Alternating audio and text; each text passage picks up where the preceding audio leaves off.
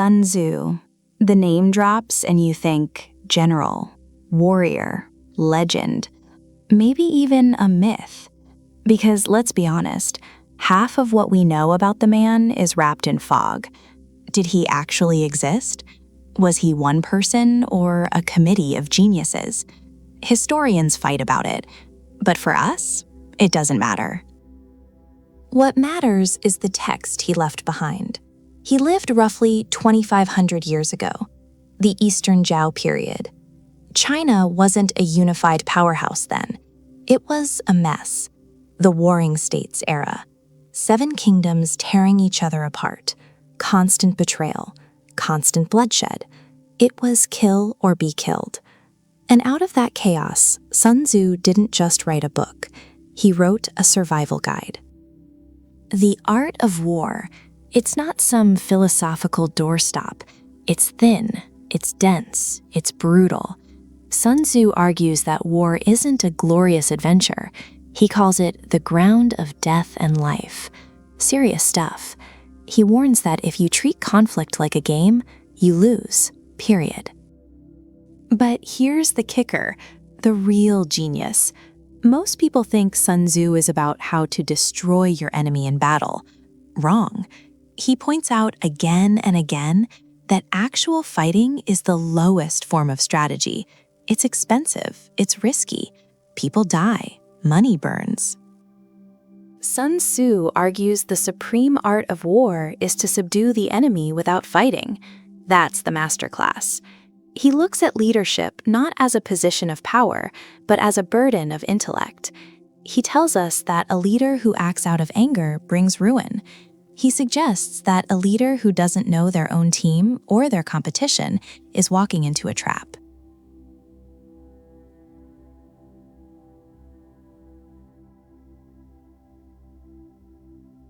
Sun Tzu's most famous line.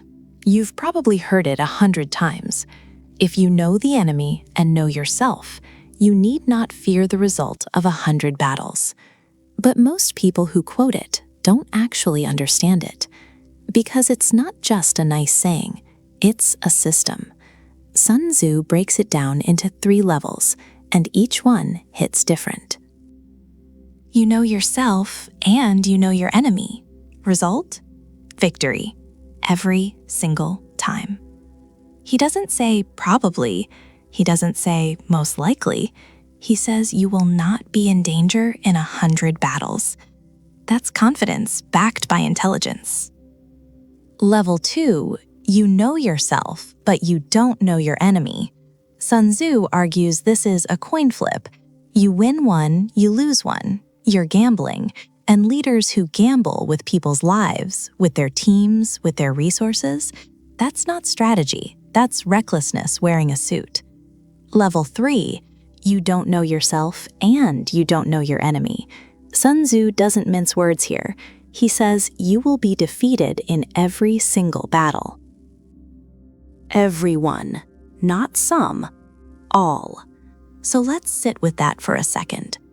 Most leaders, and I mean most, operate at level 2, maybe level 3. They have a vague sense of what their team can do. They have a rough idea of what the competition is up to. But vague and rough don't win wars. They lose them slowly. Sun Tzu argues that intelligence, real, deep, uncomfortable intelligence, is the leader's first duty. Not motivation, not charisma, not vision boards. Knowledge. Cold, hard, honest knowledge. And here's where it gets uncomfortable, because know yourself doesn't mean some feel-good self-awareness exercise. Sun Tzu is talking about a ruthless audit. What are your actual strengths, not what you wish they were? What are your real weaknesses, not the ones you've been hiding from? What can your team actually deliver under pressure, not on a good day, on a bad one?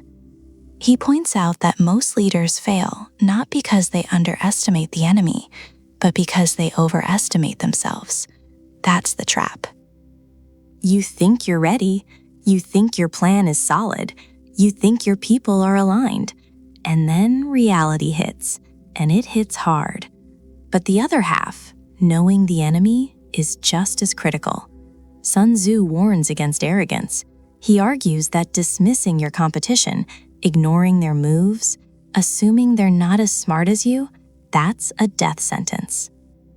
He says you need to study them, their patterns, their tendencies, their vulnerabilities, not once, constantly. And the beauty of this framework? It scales. It works whether you're a CEO analyzing a competitor's product launch, a coach studying the opposing team's playbook, or a startup founder figuring out why customers are choosing someone else. Sun Tzu doesn't care about your industry. He cares about your discipline. Do the work. Know the terrain. Know your people. Know your limits. Know what you're walking into before you walk into it. Because the leader who steps onto the field without that knowledge, Sun Tzu says that leader has already lost. The battle just hasn't caught up yet.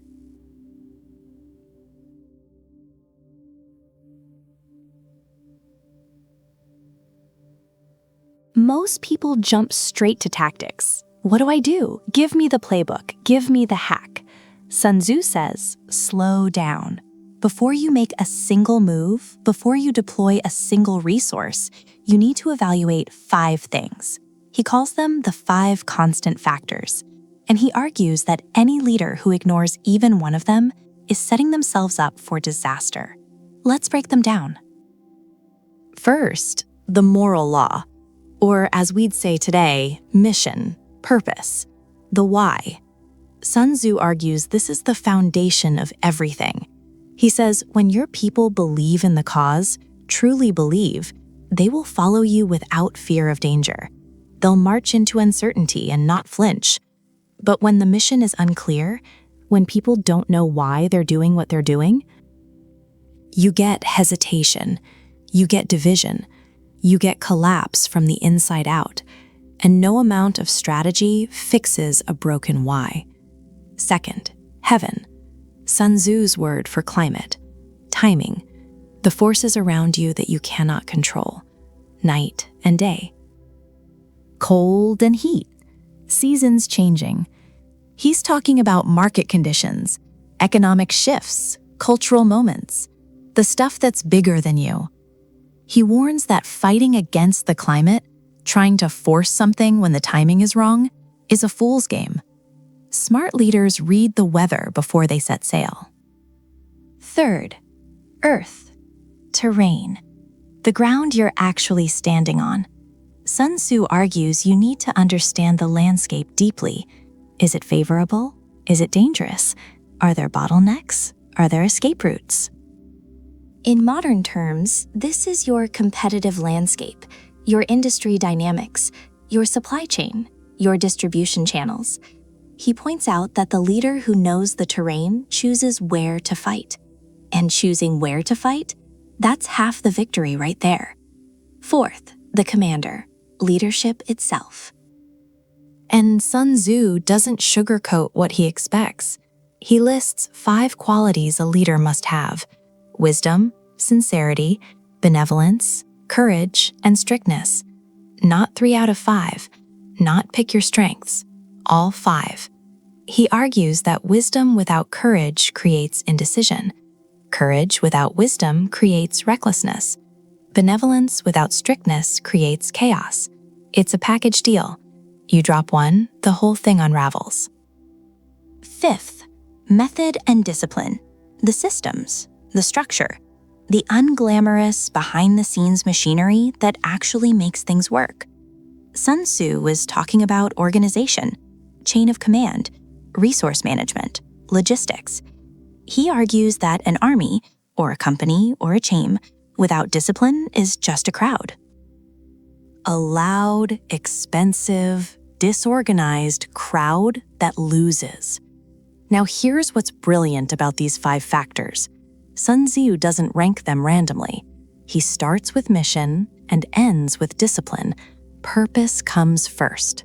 Systems come last. Because you can have the best processes in the world, but if your people don't believe in the mission, it's hollow. And you can have the most inspiring mission ever spoken, but without discipline to execute, it's just a speech. He argues that before any battle, any negotiation, any product launch, any major decision, you sit down and you assess all 5. Honestly, brutally. Where are you strong? Where are you weak? Where is the gap between where you think you are and where you actually are? That gap, Sun Tzu says that's where defeat lives.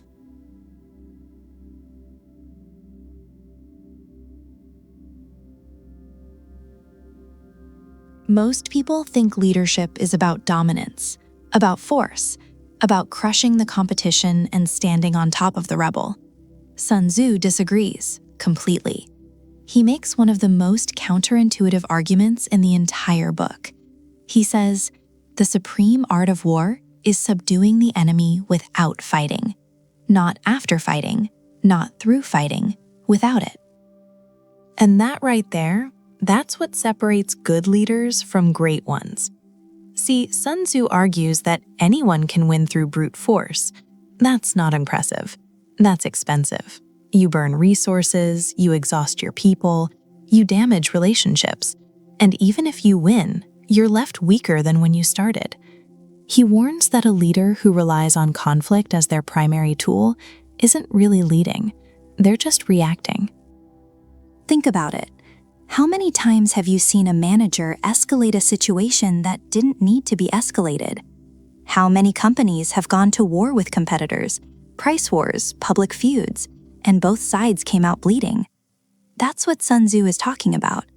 He's saying the cost of fighting is almost never worth it, even when you win. So what does he propose instead? Strategy, positioning, influence. He points out that the best leaders win before the battle even begins.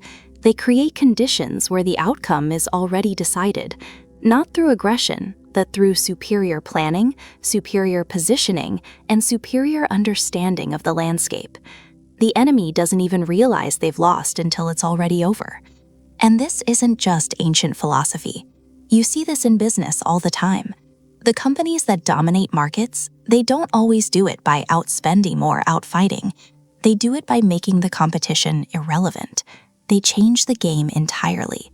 That's Sun Tzu's principle in action. He also makes a really sharp distinction here that a lot of people miss.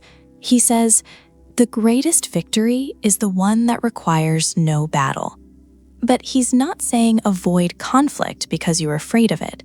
That's not the point. He's saying, be so strategically superior that conflict becomes unnecessary. There's a massive difference between those two things. One is cowardice, the other is mastery. And here's the part that really hits hard. Sun Tzu argues that a leader who constantly fights is a leader who constantly failed to plan. Every battle is evidence of a breakdown in strategy. Every conflict is a sign that somewhere upstream, something went wrong. A decision wasn't made, a move wasn't anticipated, an opportunity was missed. That reframing changes everything, because now conflict isn't a badge of honor. It tells you where your leadership broke down. So the real question isn't, how do I win the fight? The real question is, how do I make the fight unnecessary? And that's the highest form of leadership Sun Tzu describes. Not the leader who wins every battle, but the leader who never has to fight one. The one who's already won before anyone else even knew the game had started. That's not weakness. That's the ultimate power move.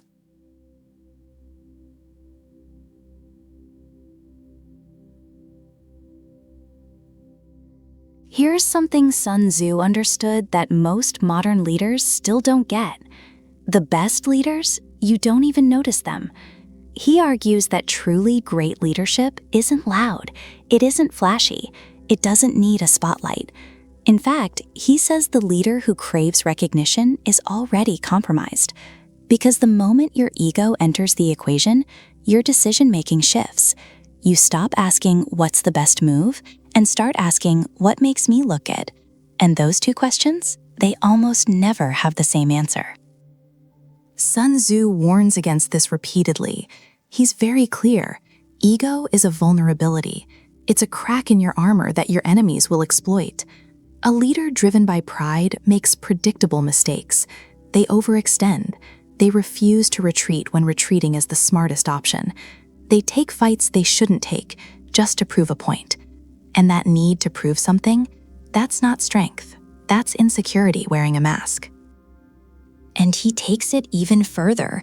He points out that when a leader makes everything about themselves, they actually weaken the entire organization. Why? Because the team stops operating as a unit. They start performing for an audience of one, the leader. Innovation dies. Honest feedback disappears. People stop telling you what you need to hear and start telling you what you want to hear. And now you're leading blind. You just don't know it yet. So what does Sun Tzu say great leadership actually looks like? He describes it almost like water, flowing, quiet, powerful, but without force. The best leader shapes the environment so that the right outcomes happen naturally. The team succeeds, and they feel like they did it themselves. No big speeches, no chest beating, just results. And that idea is hard for a lot of people to accept, especially today. We live in a culture that celebrates the loudest voice in the room, the bold personality, the leader who walks in and commands attention. But Sun Tzu is saying that's not the leader you should admire.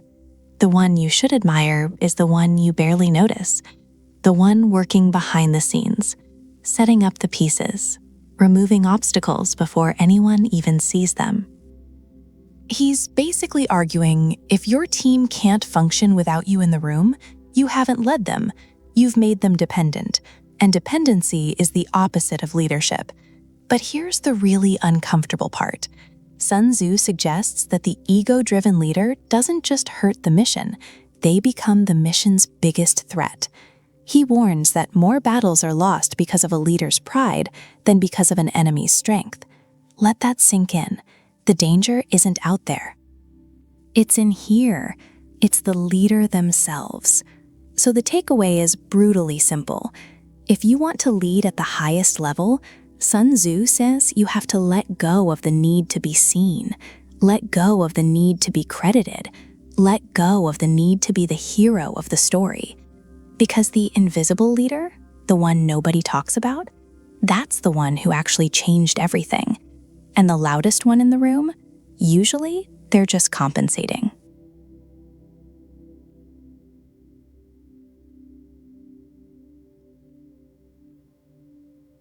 Sun Tzu opens The Art of War by listing 5 fundamental factors that determine victory or defeat. And the very first one he mentions, it's not strategy, not terrain, not weapons. It's the moral law. And what he means by that is alignment, the bond between a leader and their people, the shared belief in a cause, the reason someone doesn't just follow orders, but actually wants to follow. That distinction, it's everything. He argues that no strategy, no matter how brilliant, will save you if your people don't believe in what they're fighting for. You can have the best plan in the room, the smartest tactics, the most resources. But if the people executing that plan don't trust you, if they don't feel connected to the mission, it all falls apart. And it won't fall apart loudly. It'll fall apart quietly, slowly. People cutting corners, people hesitating at critical moments, people doing just enough and not a fraction more. And that's the most dangerous kind of failure, the kind you don't see coming. Sun Tzu is essentially saying, before you worry about your competition, worry about your own people. Are they with you? Really with you? Not just showing up because they're paid to. Not just complying because they're afraid of consequences, but genuinely aligned with the mission. Because a team that's aligned will fight through anything, and a team that's not will crumble the second things get hard. And things always get hard. He points out something else that's really sharp here. He says, a leader earns the moral law. You don't demand it, you don't buy it. You don't inherit it with a title or a corner office. It's earned through consistency, through fairness, through actually caring about the people you lead. And the moment a leader starts treating people like expendable resources, the moral law breaks, trust breaks. And once trust is gone, good luck getting it back. So how does this show up in the real world? Look at any organization that's struggling. 9 times out of 10, the problem isn't the strategy. The strategy might be fine. The problem is that the people executing it have checked out. They don't believe in the leadership. They don't feel valued. They don't see the point. And no amount of motivational posters or team-building exercises is going to fix that, because the root issue is deeper. The moral law has been violated. Sun Tzu also makes a subtle but powerful point here. He says when the moral law is strong, people will follow their leader through fire and not fear death. That's not blind obedience. That's conviction. That's a group of people who believe so deeply in the cause and in the leader that giving up isn't even on the table. And that kind of loyalty, you can't fake it. You can't manufacture it in a quarterly meeting. So the question Sun Tzu is really asking every leader is this: would your people follow you if they didn't have to? If the answer is no, you don't have a strategy problem. You have a leadership problem, and no tactic in the world can fix that.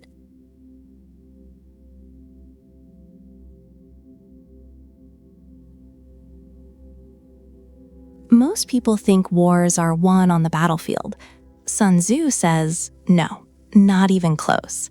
He argues that wars are won or lost long before the first sword is drawn, long before the first order is given.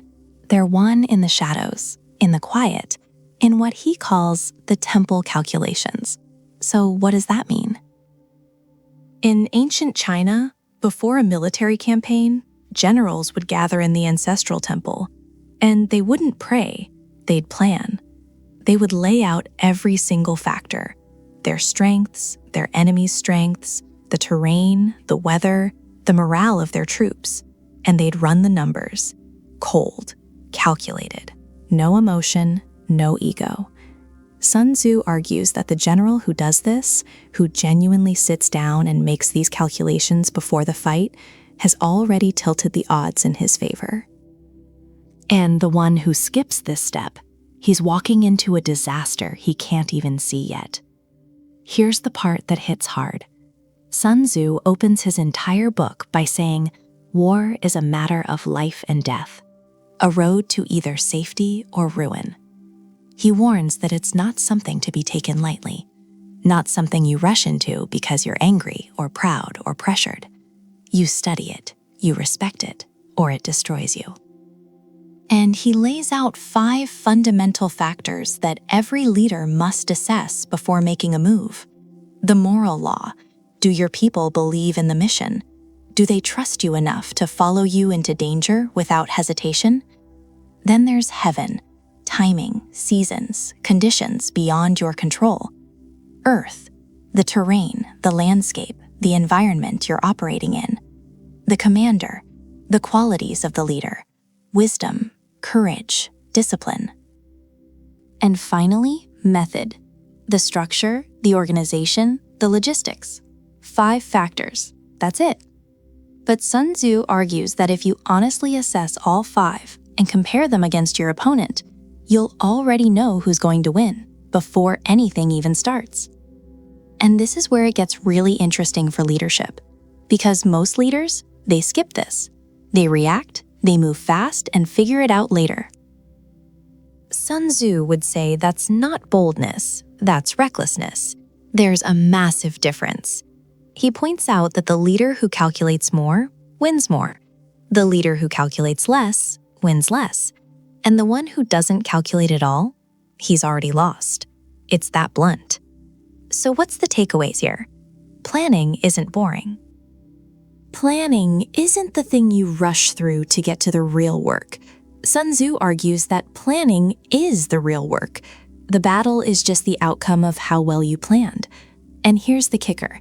He's not talking about rigid, detailed, step-by-step plans. He's talking about deep awareness, understanding the landscape, knowing yourself, knowing your opponent, seeing the full picture before you commit.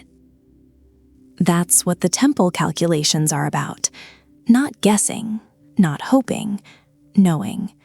Sun Tzu essentially says, the winning general has already won before the fight begins. And the losing general? He's out there trying to win a fight he never prepared for. The shadows are where the real work happens.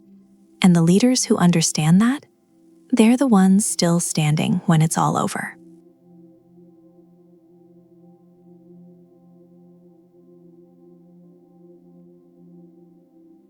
Here's something most people get wrong about Sun Tzu.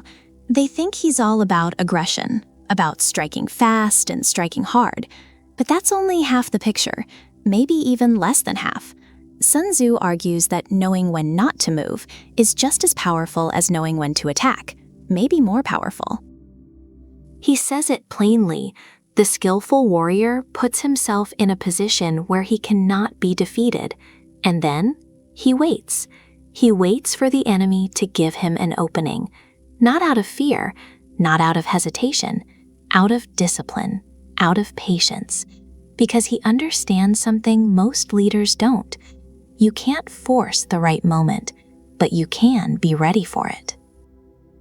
And that's a hard pill to swallow, especially today.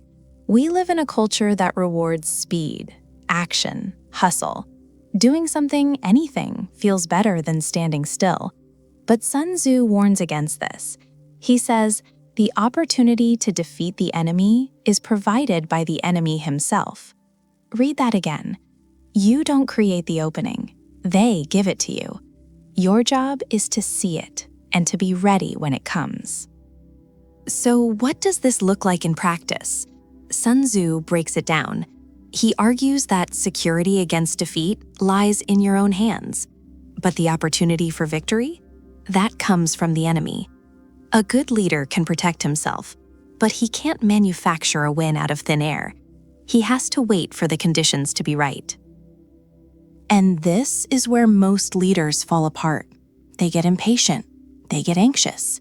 They start making moves just to feel like they're making progress. Sun Tzu would call that a trap, a self-made trap, because every premature move reveals your position. It burns resources. It exposes your weaknesses. And a smart opponent? He's watching. He's waiting for you to make that mistake. But here's the flip side, and this is what makes Sun Tzu brilliant. He's not saying be passive. He's not saying sit around and do nothing. He's saying be like water, stay fluid, stay formless, and when the moment comes, you move with everything you've got. No hesitation, no second guessing, full commitment. He points out that the victorious army wins first and then goes to war. The defeated army goes to war first and then seeks to win. That's a massive distinction. One leader moves because it's the right time. The other moves because he hopes it'll work out. Hope is not a strategy. Sun Tzu makes that very clear. So the calculated risk isn't really about risk at all. It's about removing as much risk as possible before you act. It's about patience disguised as power, stillness disguised as strength. And the leaders who master this, they look calm, almost too calm. People wonder why they're not panicking, why they're not reacting. But Sun Tzu would say that's exactly the point. They've already done the work. They've already assessed the situation, and they know it's not time yet. Until it is. And when it is, they don't hesitate. They strike decisively, completely. And by then, it's already too late for the other side to respond. That's the calculated risk, not reckless action, not frozen inaction. The right move at the right time.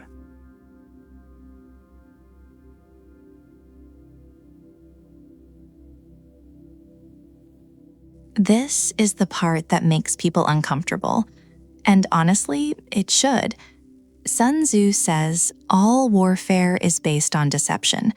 Not some warfare, not a specific type of warfare, all of it. He argues that deception isn't a dirty trick, it's a foundational principle. It's not optional, it's the game itself. And before you push back on that, think about what he's really saying. He's not telling you to lie to your own people. He's not saying betray trust. He's saying never let your opponent know your true position. Never let them see what you're actually planning. Keep them guessing. Keep them reacting. Because the moment they figure you out, you've lost your edge. Sun Tzu lays it out very specifically. When you are able, appear unable. When you are active, appear inactive. When you are near, make them believe you are far. When you are far, make them believe you are near. That's not dishonesty. That's strategic misdirection, and there's a huge difference. Here's why this matters for leadership. Most leaders feel this need to broadcast everything, their plans, their intentions, their next move. They think transparency with everyone, including competitors, is some kind of virtue. Sun Tzu would disagree, strongly. He argues that the leader who reveals too much gives away his power. You become predictable, and predictable is vulnerable. But here's the nuance that most people miss. Sun Tzu isn't saying deceive everyone all the time. He's saying control the narrative, control what people see, control what they think they know about you, because perception shapes behavior. If your competitor thinks you're weak, they get careless. If they think you're strong, they hesitate. Either way, you're the one shaping the outcome, not them. And he takes it even further. Sun Tzu argues that the greatest deception is making your enemy act on false assumptions. You don't even have to fight them. You just have to make them fight the wrong battle, chase the wrong goal, prepare for the wrong threat. While they're busy reacting to something that isn't real, you're already 3 moves ahead. That's the aha moment right there. Deception isn't about lying. It's about creating a gap between what's real and what your opponent believes is real, and then exploiting that gap. So how does this apply to leadership outside of war? Sun Tzu's principle works in negotiations, in business strategy, in competitive positioning. You don't show all your cards. You don't announce your full capabilities. You hold back just enough to keep the other side uncertain. And uncertainty? That's a weapon all by itself. He warns, though, and this is critical, deception only works when you know the truth. The moment you start believing your own misdirection, you're done. A leader has to see the world with absolute clarity. No illusions, no self-deception. You can shape what others see, but you must never lose sight of what's actually there. That's the balance Sun Tzu is asking for. Be honest with yourself. Be strategic with everyone else. Don't be cruel about it. Don't be reckless with it. But understand that information is power, and how you share it, or don't share it, shapes everything that follows. Deception, in Sun Tzu's world, isn't a flaw, it's a skill. And the leaders who understand how to use it wisely, they don't just survive, they control the board.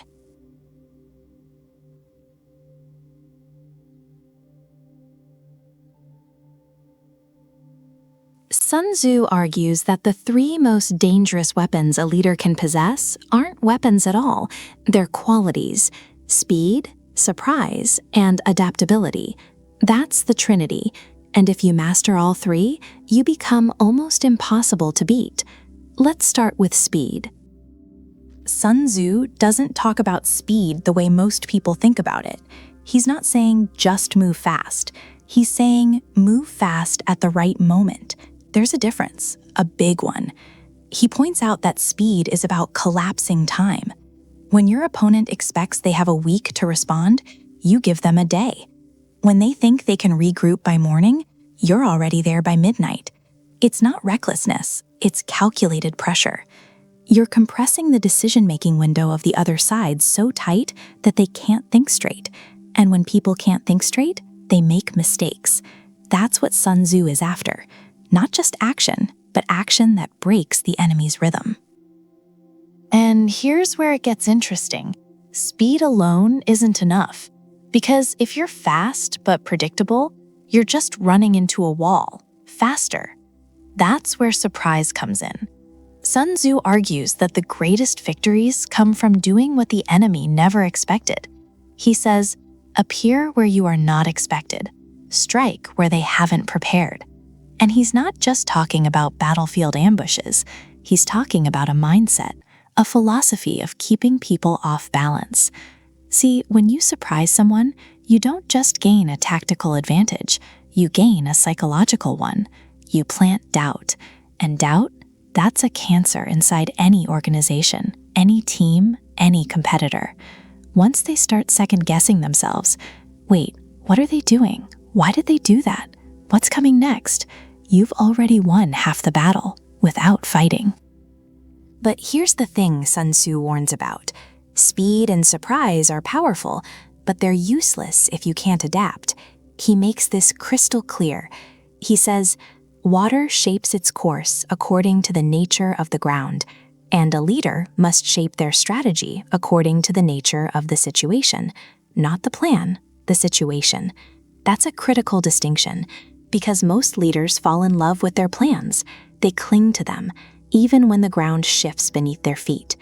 Sun Tzu argues that rigidity is death. The moment you lock yourself into one way of doing things, you've made yourself brittle. And brittle things, they break. So, what does adaptability actually look like? It means you walk into every situation with a framework, not a script. You know your principles, you know your objective. But the path changes. It has to, because the battlefield is never static. The market is never static. People are never static. And the leader who adjusts fastest wins. That's the Trinity Sun Tzu lays out. Speed to overwhelm, surprise to disorient, adaptability to outlast. And when you combine all three, you're not just competing anymore, you're dictating the game.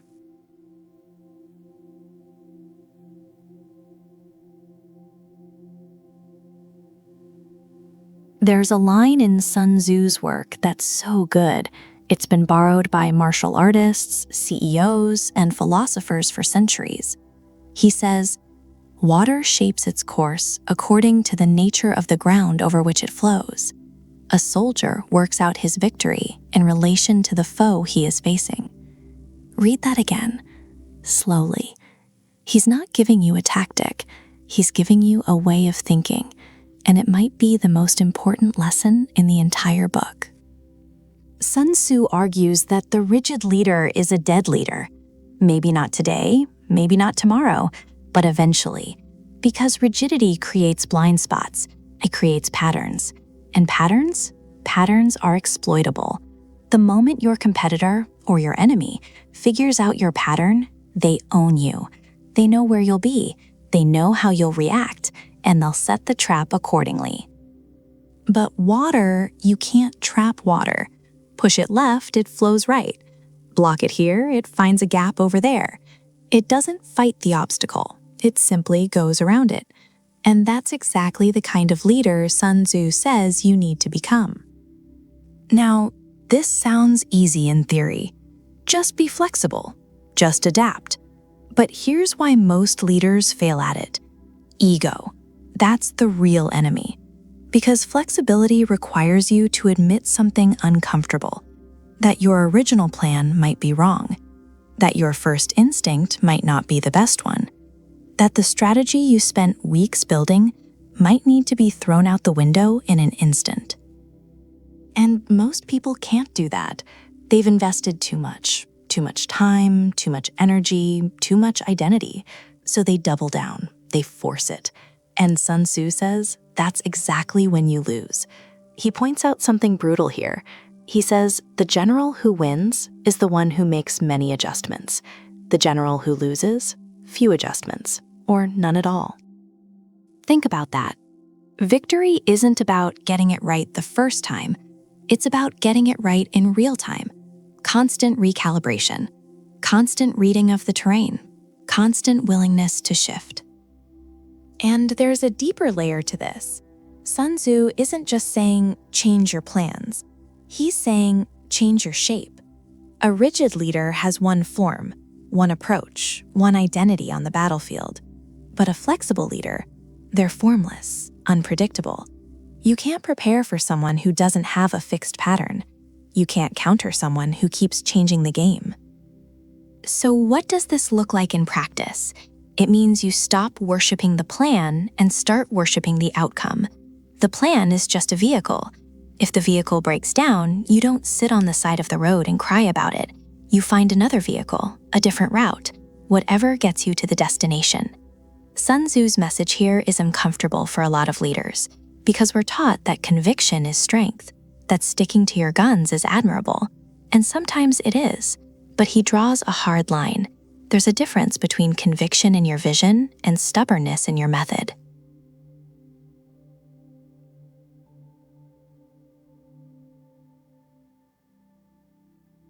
Most people hear the word chaos and they freeze. They panic. They start scrambling for a plan, any plan, just to feel like they're in control again. Sun Tzu, he saw it completely differently.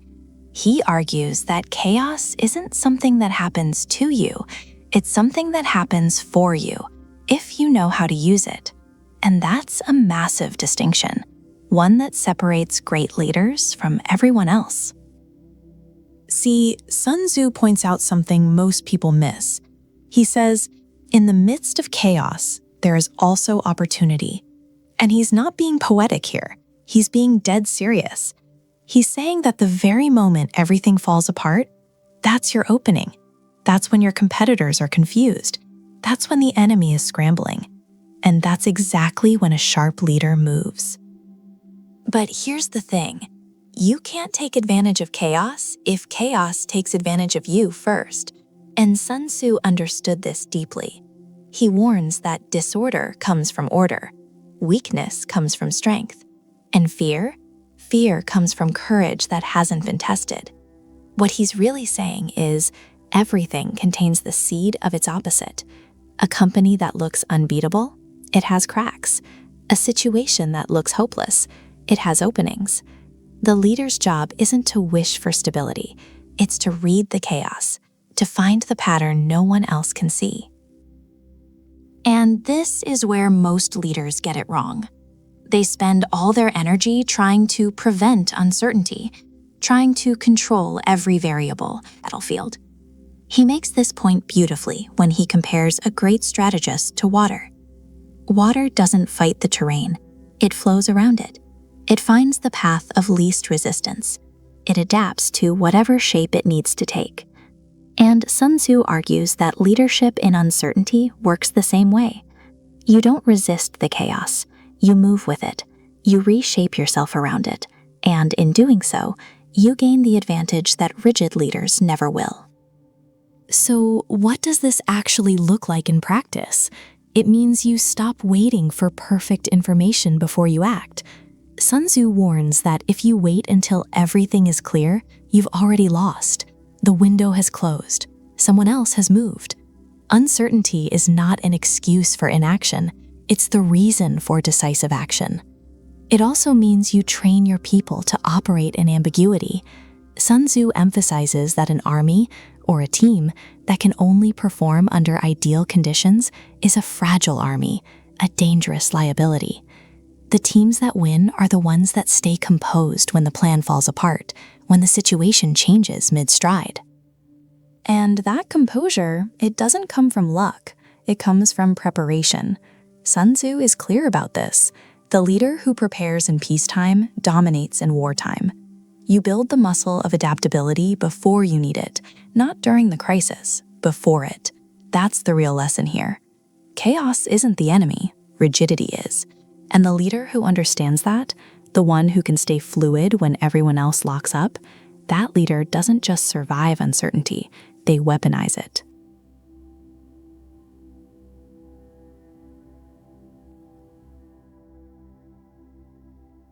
Here's something most people overlook when they read Sun Tzu.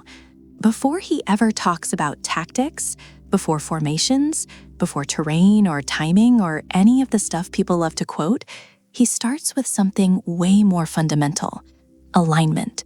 Sun Tzu calls it the moral law, and he lists it as the very first of his 5 essential factors for success. Not weapons, not strategy, not even leadership itself.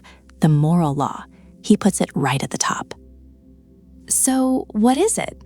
Sun Tzu describes it as the force that causes people to be in complete accord with their leader, so much so that they will follow him through any danger, without hesitation, without fear of death.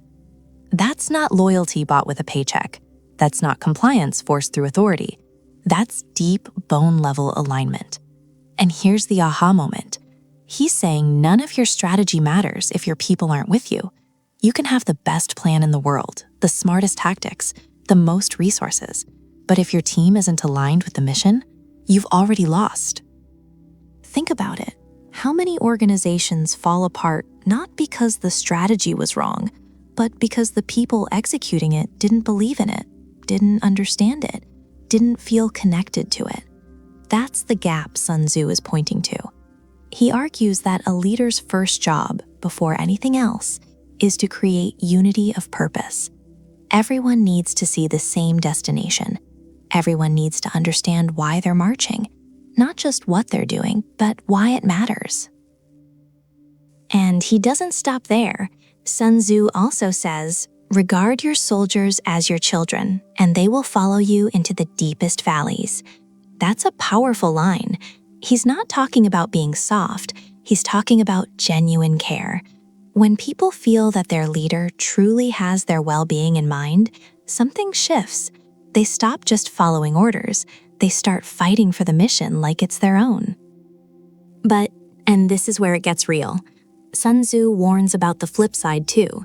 He says if you treat your people with care but cannot command them, if you love them but cannot enforce discipline, they become like spoiled children, useless. So it's not just about warmth. It's about balance, care and clarity, compassion and accountability. Both. Always both. That's what alignment really means in Sun Tzu's world. It's not a feel-good team-building exercise. It's a strategic necessity. It's the foundation everything else is built on. And the lesson for any leader today? Stop assuming your team is aligned just because they showed up. Stop assuming they understand the mission just because you sent a memo. Sun Tzu is telling us, go deeper. Connect with your people. Make the mission clear. Make it meaningful. Make them feel like they belong to something bigger than themselves. Because when that alignment clicks, when every person on the team feels the mission in their chest, that's when ordinary teams start doing extraordinary things. Sun Tzu understood this over 2,000 years ago. The question is, do we?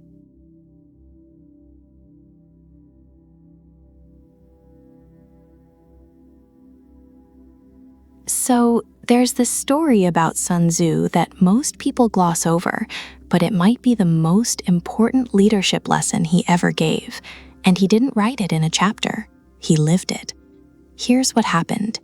The king of Wu, Ho Lu, had read Sun Tzu's writings, all 13 chapters, and he was impressed, but skeptical, because theory is one thing. Execution, that's something else entirely. So the king decides to test him, and not with soldiers. No, he sends Sun Tzu 180 of his palace concubines, women who had never held a weapon, never stood in formation, never taken a single order on a drill ground. The king basically says, you talk a big game, train these women, prove it works. And Sun Tzu, he doesn't flinch, doesn't hesitate. He accepts. He divides them into 2 companies, appoints the king's 2 favorite concubines as the unit leaders. Then he does something critical. He explains the commands, clearly, simply. When I say face right, you turn right. When I say face left, you turn left. When I say about turn, you turn around. Basic stuff. He asks, do you understand? They all nod. They say yes. So he gives the first command, and they burst out laughing. Now, here's where most people would lose their temper, or blame the women, or go back to the king and say this was a ridiculous test. But Sun Tzu doesn't do any of that. He pauses, and he says something that should be written on the wall of every boardroom, every locker room, every war room in the world. He says, if the instructions are unclear, if the orders are not properly explained, that is the fault of the general. Read that again. The general's fault, troops, not the team, the leader. So he explains the commands one more time, even more carefully, makes sure everyone understands. Then he gives the order again. And again, they laugh. But this time, Sun Tzu's response is different. This time he says, if the instructions are clear and still not followed, that is the fault of the officers.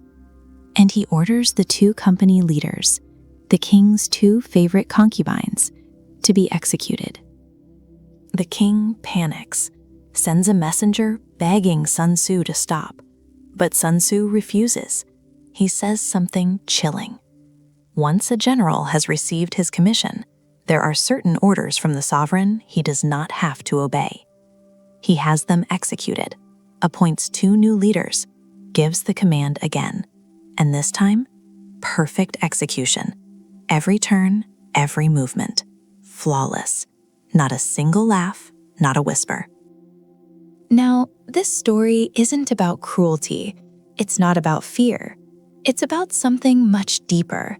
Sun Tzu is making a point about accountability, about what leadership actually demands. He argues that a leader must first ensure clarity. That's non-negotiable. But once clarity is established, discipline must follow. And if it doesn't, the leader must act decisively, without hesitation. He's also making another point most people miss. A leader cannot be controlled by the person above them when the mission is underway. That's not arrogance, that's command integrity. And that's the Concubine Test. It's not a test of the concubines, it's a test of the leader.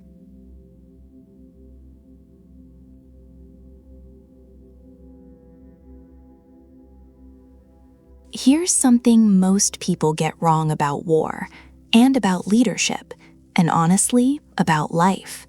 They think winning happens in the moment, in the heat of battle, when the pressure's on and the stakes are high. That's where heroes are made, right?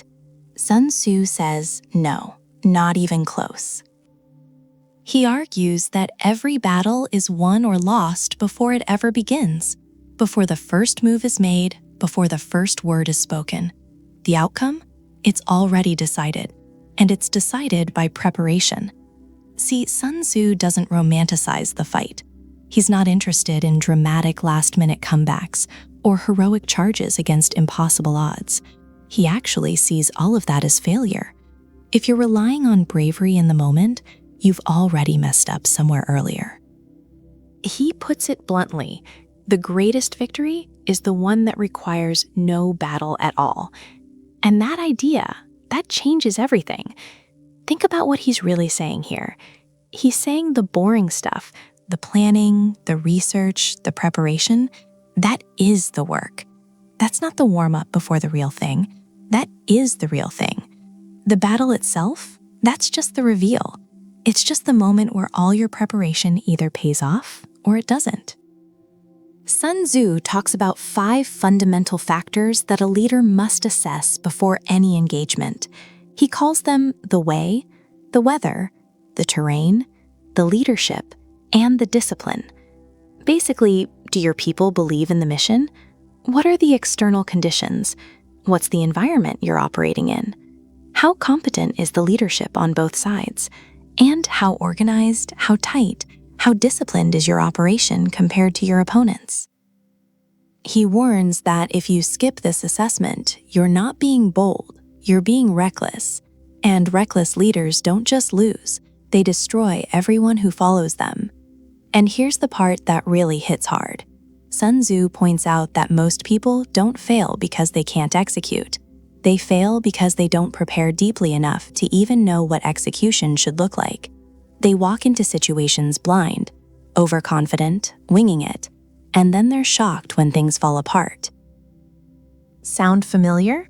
It should, because this plays out everywhere, in boardrooms, in startups, in negotiations, in careers. People skip the homework. They skip the analysis. They jump straight to action because action feels productive. But Sun Tzu argues that action without preparation is just movement. It's not progress. He makes a sharp distinction here. The leader who wins knows the outcome before the fight starts, not because they can predict the future, but because they've done so much preparation, they've eliminated most of the uncertainty. They've wargamed the scenarios. They've studied the opponent. They've shored up their weaknesses. By the time they step into the arena, the result is almost inevitable. And that's the real power move. Not reacting, preparing. So the takeaway from Sun Tzu is dead simple, but brutally hard to practice. Slow down before you speed up. Do the work no one sees. Study, plan, assess. Because the leader who prepares the most doesn't just have a better chance of winning. According to Sun Tzu, they've already won.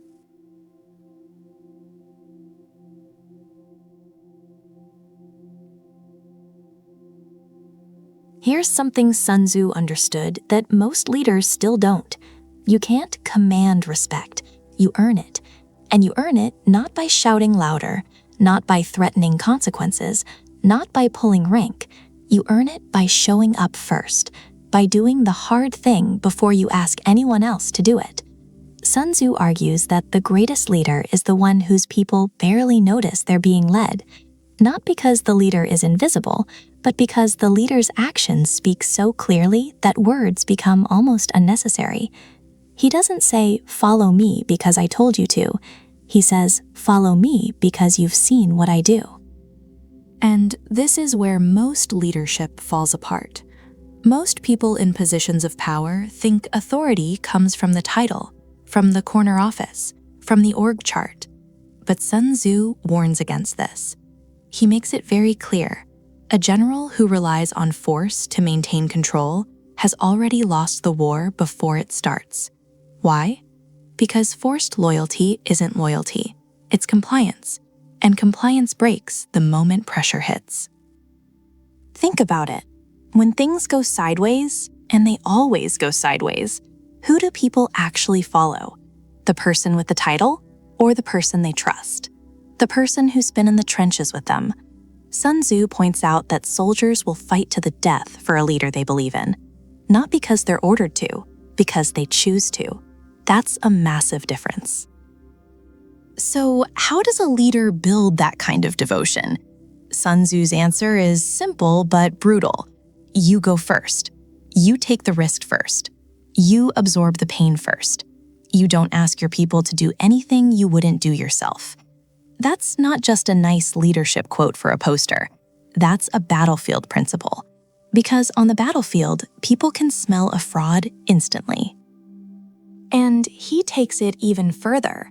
Sun Tzu argues that a true leader treats their people like their own children, not with softness for the sake of being soft, but with genuine care. He says when a general truly cares for the troops will follow him into the deepest valleys without hesitation. But, and here's the key, that care has to be real. You can't fake it. People know. They always know. But Sun Tzu also warns about the flip side. He says if you're too lenient, if you treat people like children without ever holding them accountable, you create chaos. You breed entitlement. And an entitled army is a useless army. So it's a balance. Care deeply, but hold the standard. Lead with your actions, and never let your authority become a substitute for your character. This is the part most people miss. Leadership isn't about control. It's about influence. And influence doesn't come from force. It comes from example. Sun Tzu understood this thousands of years ago. The leader who acts with integrity, who shares the hardship, who stands at the front and not behind, that's the leader people will run through walls for, not because they have to, because they want to. That's the difference between a boss and a leader. In Sun Tzu, He had zero patience for bosses.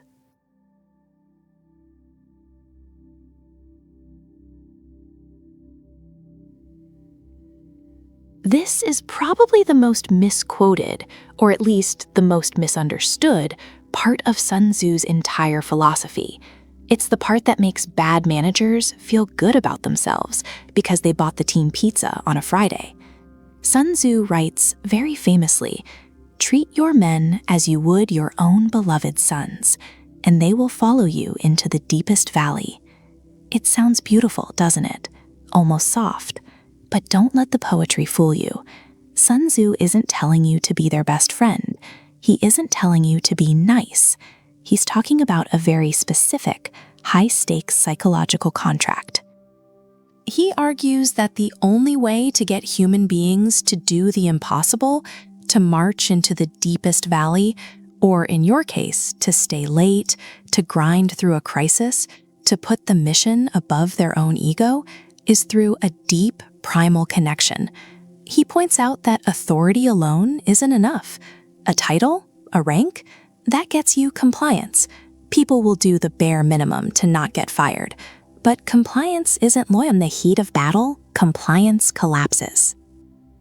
So Sun Tzu suggests you have to care, visibly, tangibly. You have to look out for them. You eat after they eat. You worry about their training. You ensure they are equipped to survive. You treat them with the same protective instinct you'd have for your own flesh and blood. But wait, here's the part everyone leaves out, and it is arguably the most critical piece of advice he gives on the subject. Immediately after telling you to treat them like sons, Sun Tzu drops the hammer. He warns, quite bluntly, that if you treat them like sons but possess no authority, if you love them but cannot command them, if you cannot enforce order when chaos strikes, then they are like spoiled children. And what does he say about spoiled children? He says they are useless. That's a hard word, useless. Sun Tzu is pragmatic. He's obsessed with utility. He points out that affection without discipline is actually dangerous. If you are so afraid of hurting their feelings that you can't correct a mistake, you aren't leading. You're parenting a brat. And in a high-stakes environment, a team of spoiled children will get slaughtered. So what's the aha moment here? It's the tension. Sun Tzu is teaching us about the balance between care and command. He argues that you need to be emotionally invested in their success, yes, but that investment is exactly why you have to hold them to a standard. You don't discipline them because you're mean. You discipline them because you treat them like sons, and you want them to survive. You want them to win. He implies that the leader who coddles the team is actually betraying them. Think about it. If you let standards slip because you want to be liked, who pays the price? The team does. When the market turns or the competitor attacks, the team fails because they weren't ready. Sun Tzu makes it clear. You must have the heart to love them, but you must have the stomach to lead them. So, look at your own style. Are you all iron fist? Then they won't follow you into the valley. They'll desert you at the first chance. But are you all beloved son? Then they'll walk all over you, and when the pressure hits, they'll fold. The master strategist says you have to be both. You treat them like family, so they will die for you, but you train them like soldiers, so they don't have to.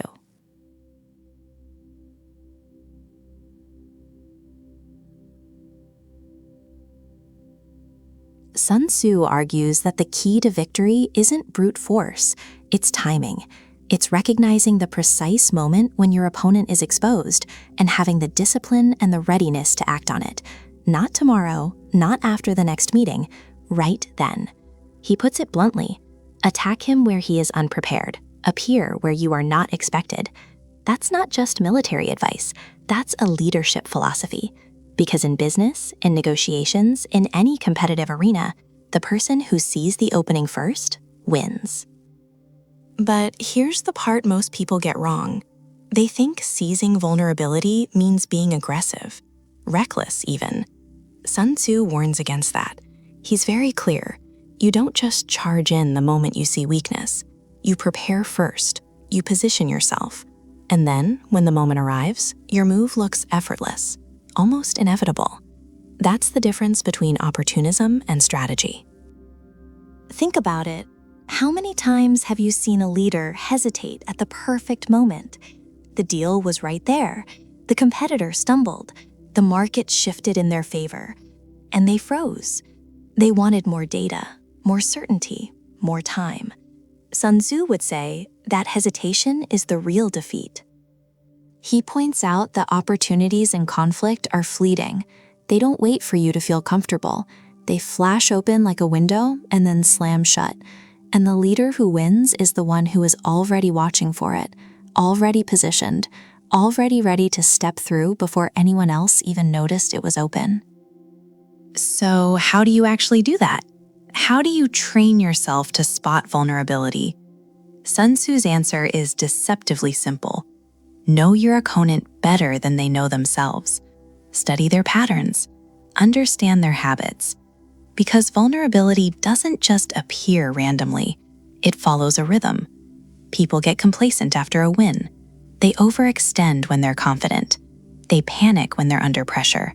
And every single one of those moments is an opening. He also makes a point that's easy to overlook. You have to know your own vulnerabilities just as well. Because while you're looking for gaps in someone else's armor, they might be looking for gaps in yours. Sun Tzu argues that the best leaders are obsessively aware of their own weak points, not because they're insecure, but because that awareness is what keeps them protected while they wait for the right moment to strike. And that's really the whole game, isn't it? Patience, awareness, then decisive action. Not reacting to every little thing, not jumping at every opportunity that looks shiny, but waiting with your eyes wide open for the moment that actually matters. Sun Tzu doesn't celebrate the loudest leader or the fastest. He celebrates the one who sees what others don't and moves when others won't. That's what seizing vulnerability really means.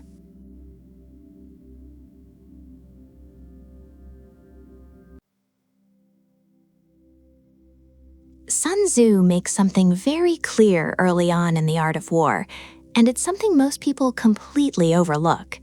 He warns that no country has ever benefited from prolonged warfare. Not once, not ever. That's not a suggestion, that's a verdict. See, most people think winning is about outlasting the other side, grinding it out, hanging in there longer than your opponent can. But Sun Tzu argues the exact opposite.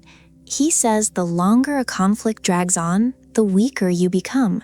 Your resources drain, your people lose morale, your sharp edge, it dulls. At that point, it doesn't matter how smart your generals are. No one can fix what prolonged conflict has broken. So what's the real takeaway here? Sun Tzu isn't saying don't fight. He's saying don't drag it out. If you have to engage, engage decisively. Move fast, hit hard, and resolve it. He points out that a skillful leader subdues the enemy without prolonged operations.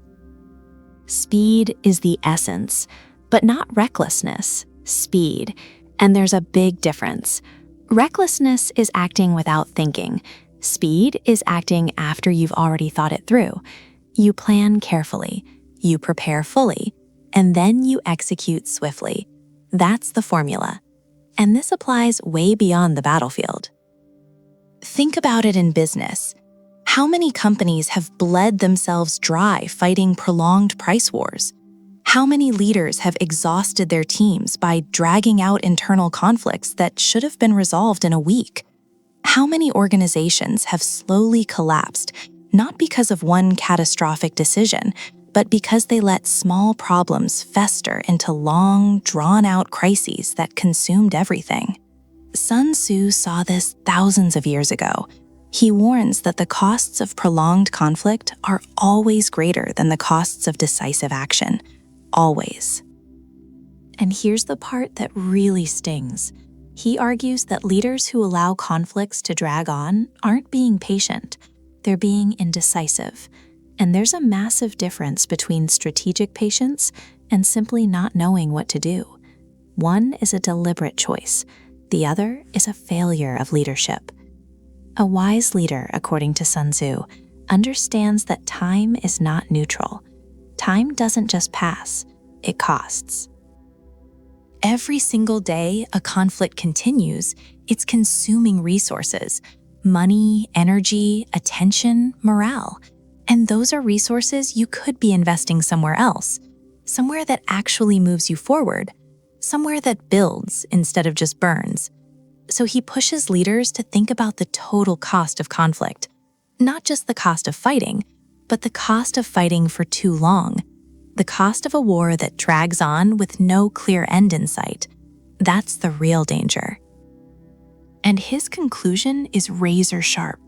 If victory takes too long, it's no longer victory. It's just survival. And survival is not strategy. It's not leadership. It's just hanging on. The best leaders, the ones Sun Tzu actually respects, they resolve conflicts quickly, not because they're impatient, but because they understand what prolonged conflict really costs. They see the full picture, the hidden toll, the slow bleed that most people don't notice until it's too late. And that cost, it's always more than you think.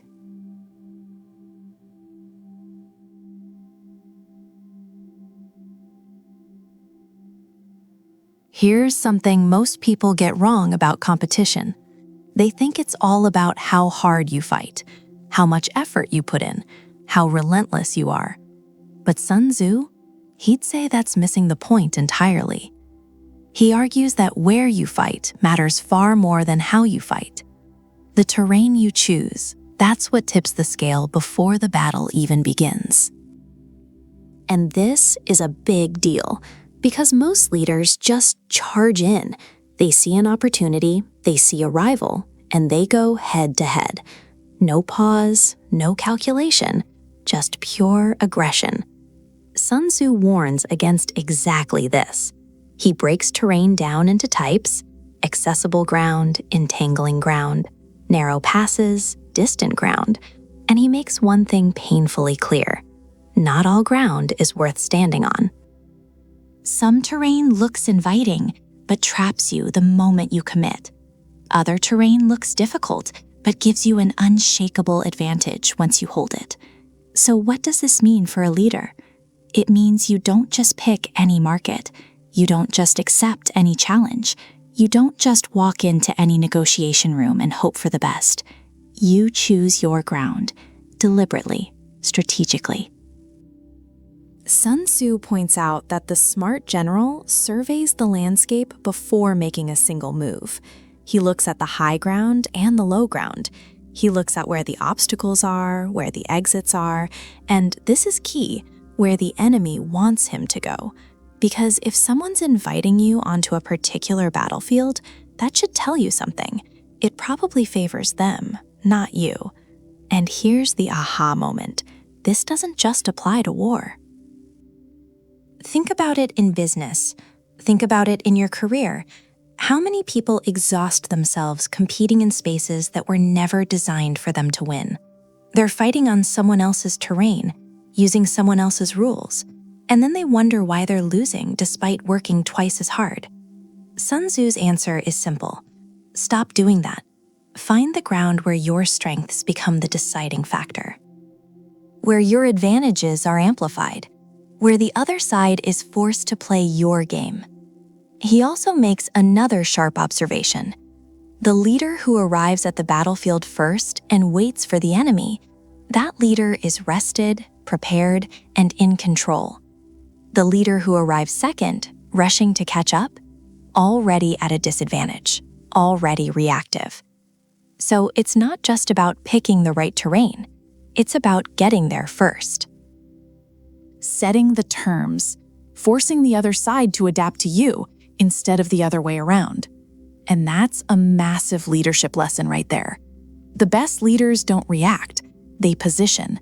They don't wait for circumstances to dictate their options. They move early. They claim the ground they want, and they make everyone else respond to them.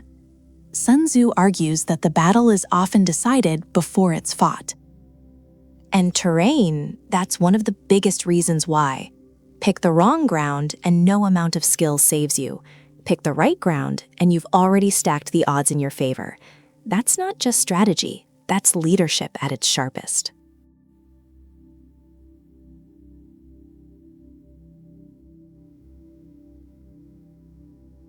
Sun Tzu argues that the supreme art of war is to subdue the enemy without fighting. Let that sink in. The greatest military strategist in history is telling you not to fight. Why? Because every battle, win or lose, costs you something: resources, energy, time, people. And most leaders, they don't get this. They charge into every conflict, every argument, every competition, every petty rivalry that shows up on their doorstep. They think that's what strength looks like. Sun Tzu would say that's what stupidity looks like. He warns that there is no instance of a nation benefiting from prolonged warfare. None. Zero. And if you translate that into modern terms, whether it's business, relationships, or personal ambition, the message is the same. The longer you stay locked in a fight, the more you bleed, even if you're winning. Think about it. How many leaders have destroyed their own companies trying to crush a competitor? How many people have wrecked relationships trying to win every argument? They won the battle, but they lost everything else. Sun Tzu makes it painfully clear a leader who fights every battle is a leader who's already losing. Because while you're busy being reactive, someone else is being strategic. While you're burning energy on fights that don't matter, the smart player is conserving theirs for the one fight that does. And here's the part that really stings. He points out that the skillful leader subdues the enemy's troops without any fighting. He captures cities without laying siege. He overthrows kingdoms without lengthy operations. So, the goal isn't destruction. It's domination through intelligence, through positioning, through making the fight unnecessary before it even begins. That's a fundamentally different way of thinking. Most people are taught that winners fight hard. Sun Tzu says winners fight smart. And sometimes, the smartest fight is the one you walk away from. But don't confuse this with weakness. Sun Tzu isn't saying avoid conflict because you're scared. He's saying avoid unnecessary conflict because you're disciplined. There's a massive difference. A coward runs from every battle. A master chooses which battles are worth his time. So the real question becomes, how do you tell the difference? How do you know which battles to engage and which to let go? Sun Tzu gives us a framework. He argues that if you know the enemy and know yourself, you need not fear the result of 100 battles. But if you know yourself and not the enemy, you'll win some, lose some. And if you know neither, every single battle becomes a disaster. That's the diagnostic. Self-awareness first, situational awareness second, and only then action. The danger isn't in losing a battle. The danger is in fighting one that never needed to happen. That's where leaders bleed out, slowly, quietly, and by the time they realize it, they've got nothing left for the battle that actually matters.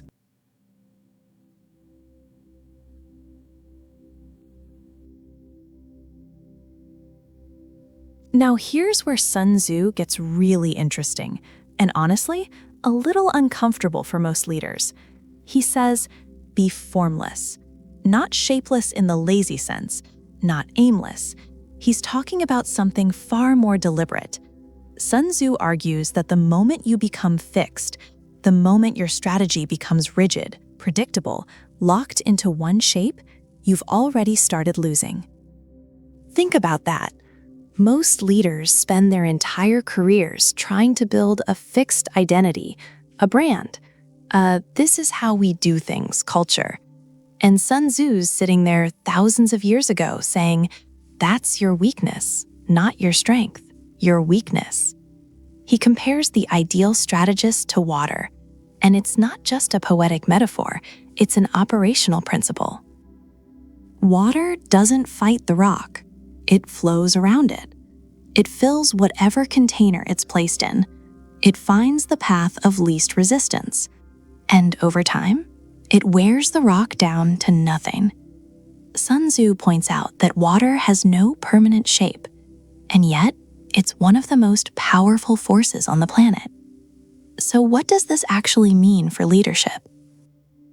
It means your ability to adapt quickly, fluidly, without ego, is more valuable than any master plan you'll ever create. Sun Tzu warns that leaders who fall in love with their own strategies are the easiest to defeat, because once someone figures out your pattern, they own you. They know where you'll move before you move. They know how you'll react before you react. And that's the trap. Predictability feels like consistency. It feels like discipline. But Sun Tzu draws a sharp line between the two. Discipline is about execution. Predictability is about exposure. You can be disciplined and still be completely unpredictable. That's the sweet spot. He goes even further. Sun Tzu argues that the best leaders don't just adapt to circumstances. They make it impossible for opponents to adapt to them. You keep shifting, you keep evolving, you never give anyone a fixed target to aim at. The moment they think they've figured you out, you've already changed. And here's the part most people miss. Formlessness isn't about chaos. It's not about being random or inconsistent for the sake of it. Sun Tzu is very clear.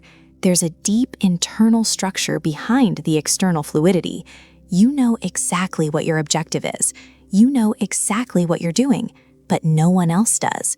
That's the advantage. You're structured on the inside, shapeless on the outside. It's like jazz.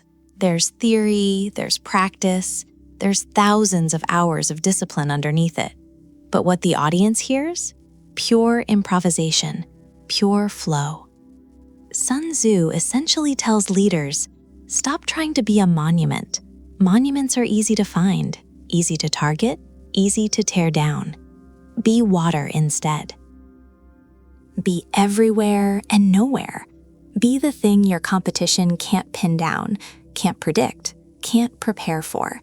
And the leader who masters this, Sun Tzu argues they become nearly impossible to defeat.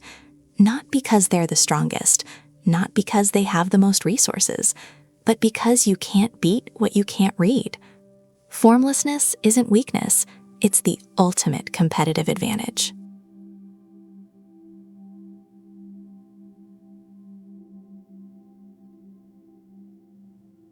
Here's something most people miss about Sun Tzu. He doesn't just talk about how to win. He spends a serious amount of time talking about how leaders lose. And the number one way? Their own emotions.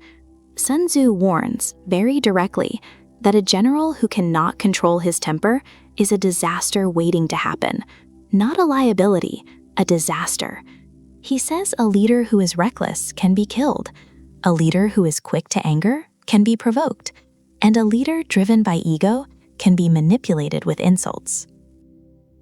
Think about that for a second. Your enemy doesn't need a bigger army, doesn't need better weapons. All they need is to make you angry. That's it. One emotional reaction and you've handed them the advantage. Sun Tzu argues that anger clouds judgment, and clouded judgment leads to rushed decisions. Rushed decisions lead to unnecessary losses. It's a chain reaction. And it starts with something as simple as a bruised ego. He points out that if a sovereign or a general moves based on rage, launching an attack out of fury rather than strategy, the results are catastrophic. He's blunt about it. He says an army can be destroyed. A nation can fall. Why? Because one person at the top couldn't sit with their discomfort long enough to think clearly. And here's the part that really stings. Sun Tzu says, anger can eventually turn back into happiness. Rage fades. But a destroyed army? You can't bring that back. A lost kingdom? Gone. The consequences of emotional decisions are permanent. The emotion that caused them? Temporary. That's the trap. The feeling passes, but the damage stays. So what does he recommend instead? Calmness, discipline, patience. Sun Tzu argues that the wise leader only acts when there's a clear advantage, not when they're provoked, not when their pride is hurt, not when they feel disrespected, only when the conditions are right. And this applies way beyond the battlefield. In business, in negotiations, in relationships, how many leaders have tanked deals because they couldn't let a comment slide? How many CEOs have made terrible acquisitions just to prove a competitor wrong? How many people have escalated conflicts, not because it was smart, but because their ego demanded it? Sun Tzu saw all of this thousands of years ago. He knew that the most dangerous enemy isn't the one standing across from you. It's the one sitting inside your own head. Your pride, your need to be right, your inability to walk away when walking away is the smartest move. He warns that the disciplined leader will always defeat the emotional one. Always. Because the emotional leader is predictable. They react, they escalate, they play right into the opponent's hands. But the calm leader, they observe, they wait, they choose when and where to engage. And that choice, that restraint, is what separates the great from the destroyed. Sun Tzu doesn't say don't feel anger. He says don't act on it. There's a massive difference. Feel it, acknowledge it, but never, ever let it drive your strategy. Because the moment your emotions are in the driver's seat, you've already lost.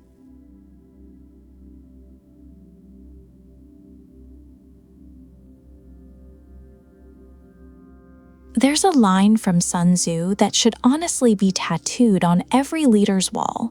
He says, "The victorious army wins first and then goes to battle. The defeated army goes to battle first and then hopes to win." Read that again, because that's not just strategy. That's a whole philosophy of leadership packed into one sentence. Sun Tzu argues that hope is not a strategy. It never was. And the leaders who walk into challenges hoping things work out, they're already behind. They've already lost the mental game because they didn't prepare. They didn't build the system. They just showed up and crossed their fingers. And look, we've all seen this. The manager who wings the presentation, the founder who has no plan B, the team lead who says, "Let's just see how it goes." That's not confidence. That's laziness dressed up as optimism. Sun Tzu would have had no respect for that. None. He makes this point over and over again throughout The Art of War. Preparation is everything. Not some things, everything. He says the general who calculates more before a battle will win. The general who calculates less will lose. So what about the general who doesn't calculate at all? Sun Tzu's answer is basically, why are you even on the battlefield? And here's where it gets really practical. Sun Tzu doesn't just say, be prepared. He lays out what preparation actually looks like. Know yourself, know your enemy, know the terrain, know the weather, know your supply lines, know your people's strengths and weaknesses. That's not guesswork, that's a system. A repeatable, reliable process for making better decisions before the moment of truth ever arrives. But most leaders don't want to hear that, because building systems is boring. It's unglamorous. Nobody posts about their contingency plans on social media. Nobody brags about their risk assessment spreadsheet.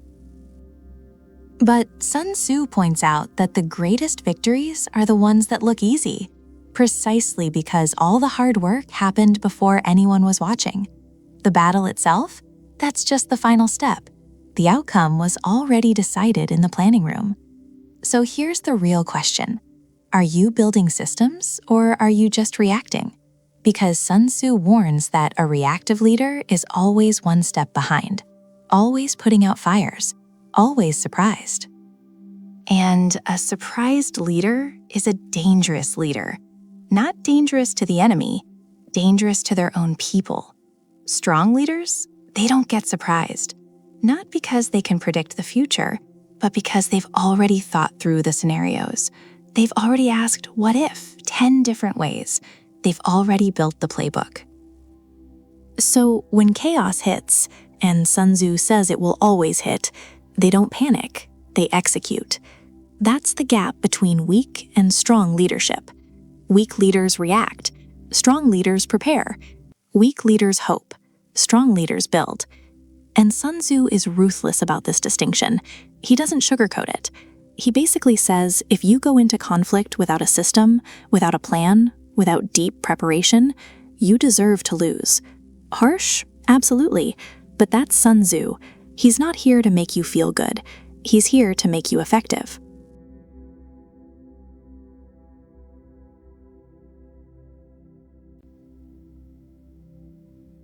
Sun Tzu dedicates an entire chapter to spies, an entire chapter, not to weapons, not to formations, not to brute force, to intelligence, to information, to knowing what the other side is doing before they do it. And that tells you everything about how he thinks. He argues that the leader who moves without information is blind, and a blind leader doesn't just lose, he destroys his own people in the process. Sun Tzu actually calls it a waste. He says if you spend years building an army, pouring resources into preparation, and then refuse to invest in intelligence because it costs too much, that's the height of inhumanity. His words, not mine. Think about that for a second. He's not saying it's inefficient. He's saying it's inhumane. Because when you move without knowledge, people pay the price, your people. So what does this look like outside of a battlefield? It's simple. Information is the most valuable currency a leader can hold, and the leaders who win, consistently, are the ones who invest in getting it. They ask better questions, they listen more than they talk, they have people around them who tell them the truth, not just what they want to hear. Sun Tzu breaks down 5 types of spies: local spies, inside spies, double agents, expendable spies, and surviving spies. Now, you don't need to memorize those categories, but here's what matters. He's essentially saying you need intelligence from every angle, every layer, every direction. One source isn't enough. One perspective isn't enough. You need a network of insight. And he warns, if your intelligence is wrong, everything that follows is wrong. Every decision, every move, every plan, it all collapses. Because strategy built on bad information isn't strategy, it's gambling. Here's where it gets really sharp. Sun Tzu points out that the ability to read people is at the core of all intelligence work. You have to know who to trust, who's feeding you real information, who's playing you. He says only the wisest leader can use spies effectively. Only the most perceptive leader can sort truth from deception. And only the most subtle leader can extract real value from the intelligence gathered. That's not just a military skill. That's a life skill. How many leaders have been blindsided, not because the signs weren't there, but because they weren't paying attention? How many businesses have failed because the founder surrounded himself with yes men and ignored the one person in the room telling the truth? Sun Tzu says the smart leader doesn't just gather information, he protects the sources, he rewards them generously, he keeps the circle tight. Because intelligence isn't just about getting the data, it's about building a system that continuously feeds you the truth, even when the truth is uncomfortable. And that's the real takeaway here. Most leaders say they want honesty, but they punish the people who deliver it. Sun Tzu argues the opposite. Reward those people, invest in them, guard them, because they're the ones keeping you from walking into a trap. Information isn't a nice to have.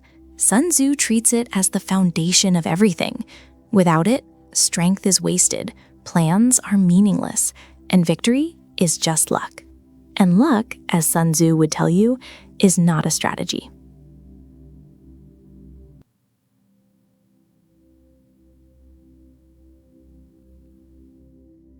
There's a concept Sun Tzu introduces that sounds extreme, almost reckless, but once you understand it, it changes the way you think about motivation, commitment, and what people are truly capable of.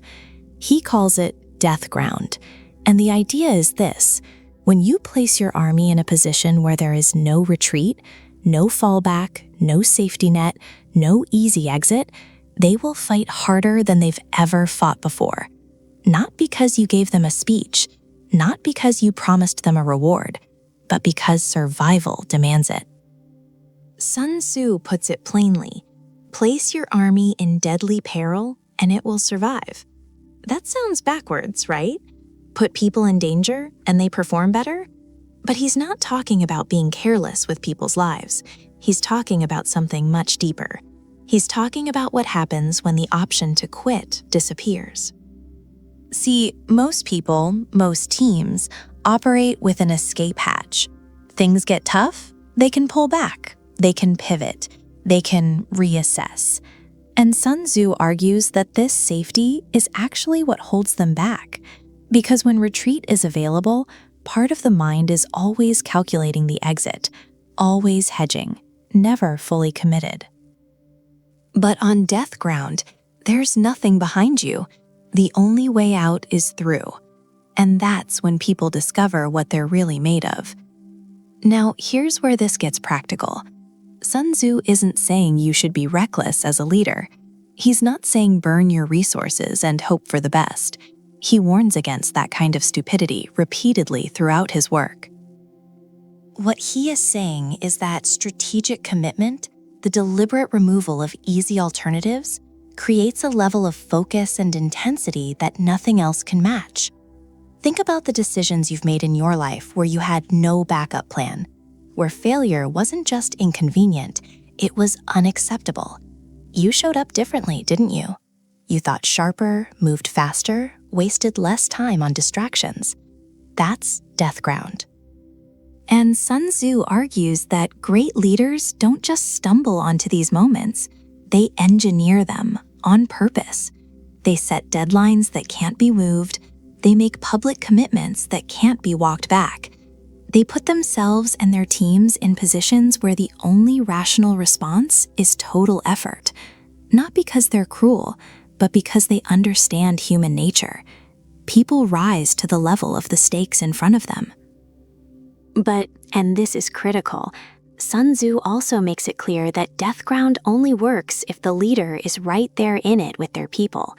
You can't push your team into a no-retreat situation and then watch from a safe distance.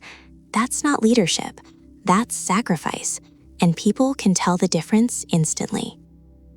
He argues that the leader must be the first one on death ground, the first one to cut off their own retreat, because that's what earns the kind of trust that makes people follow you into the impossible. So the question isn't whether you're brave enough to take risks.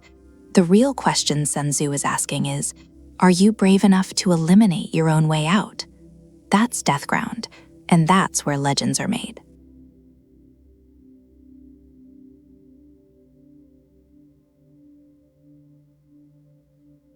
This is one of the most famous lines from The Art of War, and honestly, it's one of the most misunderstood. Sun Tzu says, when you are strong, appear weak. When you are weak, appear strong. On the surface, that sounds like deception, like trickery. But Sun Tzu isn't talking about lying. He's talking about control. Controlling what your opponent sees, controlling what they believe, and ultimately, controlling what they do. Because here's what he understood better than almost anyone. Perception drives decisions, not reality. Perception. If your competitor thinks you're weak, they get careless, they overcommit, they charge right into a trap they never saw coming. And if they think you're strong, even when you're not, they hesitate, they second guess, they hold back.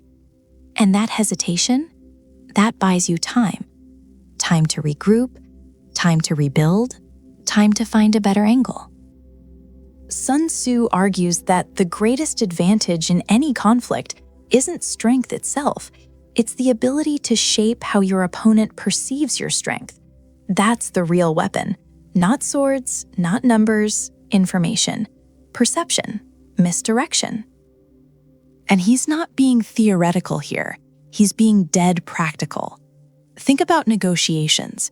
You walk into a room and the other side thinks you're desperate, you've already lost. They'll squeeze every concession out of you. But if you walk in calm, composed, like you've got 3 other offers on the table, even if you don't, the whole dynamic shifts. They start making concessions. They start trying to keep you. Nothing changed about your actual position, but everything changed about how they perceived it. That's Sun Tzu at work. And the flip side is just as powerful. He warns against displaying your full strength when you don't need to. Why? Because the moment you show everything you've got, your opponent starts planning around it. They adapt, they prepare, they find your gaps. But when you hold back, when you appear less capable than you actually are, they underestimate you. And underestimation, that's a gift. That's an opening most leaders would kill for. Sun Tzu points out that the element of surprise is one of the most decisive forces in any conflict. And you can't surprise anyone if they already know exactly what you're capable of. You give away your strength too early, and you've handed your opponent a roadmap to beat you. So, what's the real lesson here? It's not about faking it. It's about strategic self-presentation. It's about understanding that what people see, or think they see, shapes their entire strategy, and a wise leader uses that. He argues that warfare and leadership is fundamentally a game of information asymmetry. The side that knows more about its opponent while revealing less about itself holds the advantage, always. And this doesn't require a massive army or a billion-dollar budget. It just requires discipline. The discipline to not show off when you're winning. The discipline to project confidence when you're struggling. The discipline to let your opponent believe whatever serves your strategy best. Most leaders want to flex. They want to show the world how powerful they are. Sun Tzu says that's ego, not strategy. The truly dangerous leader, you never quite know where they stand. You never know if they're bluffing or holding a royal flush. And that uncertainty, that's what keeps opponents up at night. That's power, real power, the kind you never have to announce.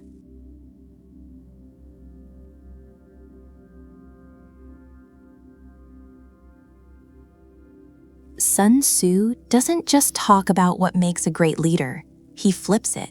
He talks about what destroys one. And honestly, this might be the most brutally honest part of his entire work. He lays out 5 dangerous faults, 5 personality traits that, if left unchecked, will take a leader down. Not slowly, not gradually, fast. And the scary part? Most leaders have at least one of these. Some have 2 or 3, and they don't even realize it. So let's break them down. The first fault, recklessness. Sun Tzu warns that a leader who is reckless can be destroyed, not just beaten, destroyed. Because recklessness isn't bravery. It looks like bravery, it feels like bravery, but it's not. It's blind aggression without calculation. And a reckless leader doesn't just risk his own life, he risks everyone who follows him. Every decision becomes a gamble, and eventually, the odds catch up. The second fault, cowardice. Now this is the opposite extreme. Sun Tzu argues that a leader who is too cautious, too afraid to act, will be captured, trapped, not by the enemy's strength, but by his own hesitation. He'll overthink every move, wait too long, miss every window, And while he's busy being careful, the opportunity walks right out the door. See what Sun Tzu is doing here? He's showing you that both extremes are fatal. Too aggressive, you're dead. Too cautious, you're trapped. The real skill is in the balance, but he doesn't stop there. The third fault, a hasty temper. He points out that a leader who angers easily can be provoked, and that's a devastating weakness. Because if someone can make you lose your composure with a few words, they own you. They don't need to outfight you. They just need to outrage you. Push the right buttons and you'll make the worst decision of your life, all because your ego couldn't take it. The fourth fault, a delicacy of honor. This one's subtle. Sun Tzu argues that a leader who is too obsessed with his reputation can be baited through shame. Call him a coward, question his dignity, insult his name, and he'll walk right into a trap just to prove a point. He'll sacrifice strategy for pride, and pride is not a plan. The fifth fault, over-concern for his people. Now this one surprises people, because caring about your team sounds like a good thing, right? And it is, to a point. But Sun Tzu warns that a leader who worries too much about being liked, about keeping everyone comfortable, will be paralyzed. He won't make the hard calls. He won't take the necessary risks. He'll prioritize short-term feelings over long-term survival. And that's not compassion. That's weakness dressed up as kindness. So here's the real takeaway. Sun Tzu isn't saying leaders should be emotionless robots. He's saying leaders need to know themselves. Know your blind spots. Know your triggers. Because your enemy will study you. And if they find one of these 5 faults, they won't attack your army. They'll attack you, your psychology, your ego, your fear. And that's a battle most leaders aren't even prepared for.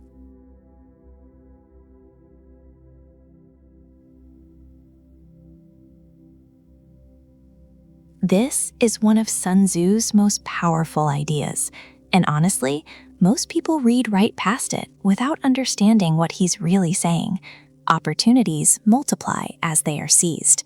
On the surface, it sounds like a motivational poster. Just grab opportunities and more will come. But Sun Tzu isn't being motivational here. He's being mechanical. He's describing how momentum actually works. See, Sun Tzu argues that momentum isn't something you wait for, it's something you create. You take one opportunity, even a small one, and that single action shifts the landscape. New openings appear, new advantages reveal themselves, advantages that literally did not exist before you moved. And that's the part people miss. They sit around waiting for the perfect opportunity, the big break, the right moment. Sun Tzu would look at that and say, you're doing it backwards.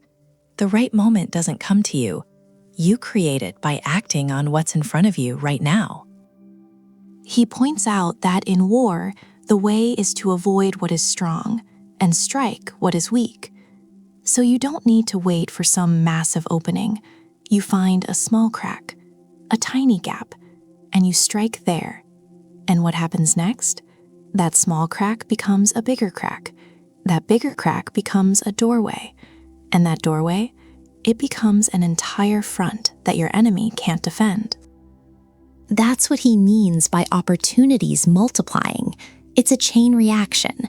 But, and this is critical, the chain reaction only starts when you move. Most people are paralyzed by analysis. They overthink, they overplan, they want certainty before they commit. Sun Tzu warns against this. He argues that quickness is the essence of war.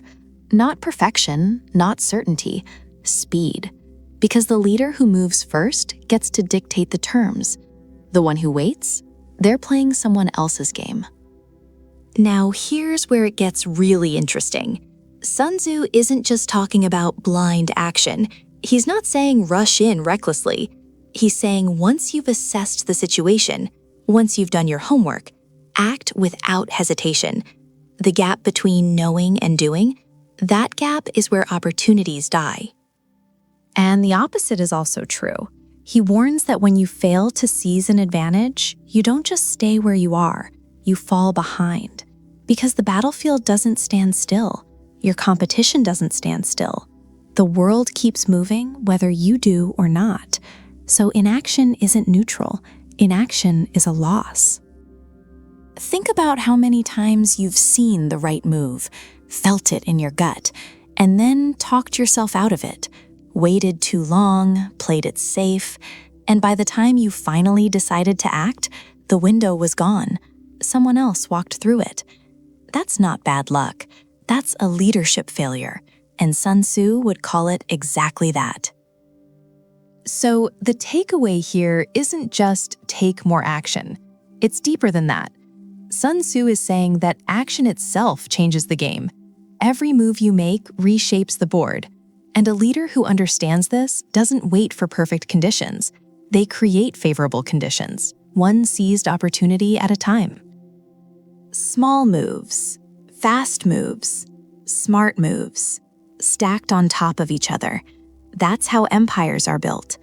Not in one dramatic swing, but in a relentless chain of seized moments.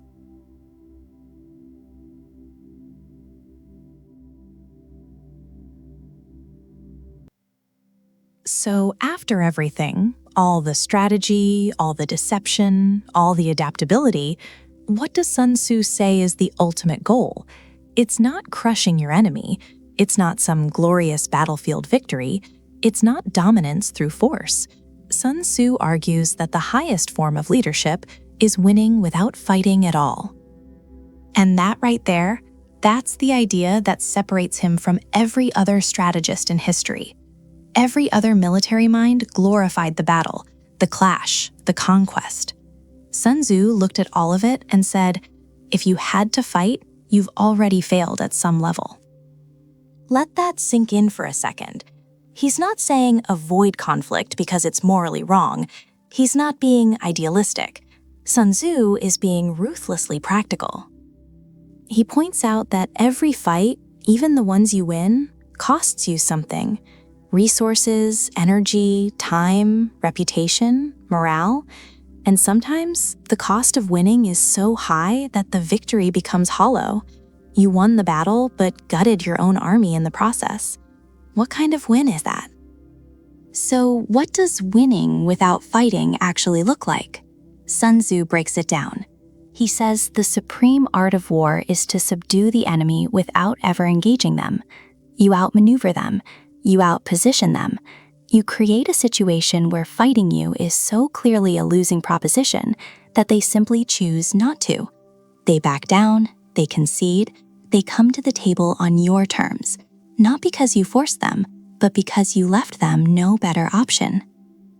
And this is where it gets really powerful for leadership beyond the battlefield.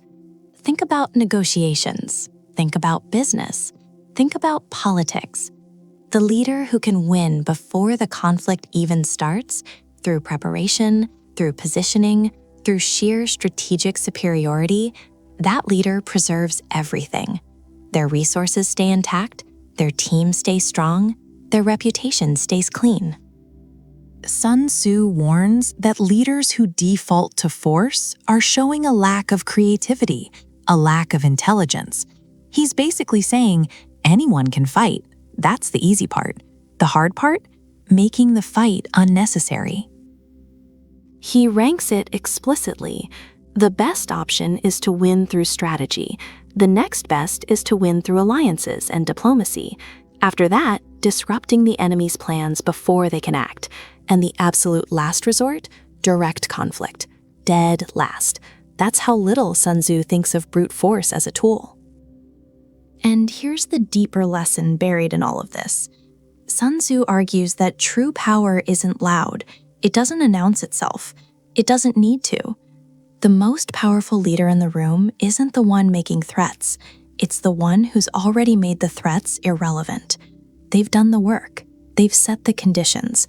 They've arranged the pieces so carefully that the outcome was decided before anyone even realized the game had started. That's mastery. Quiet, invisible, almost effortless mastery.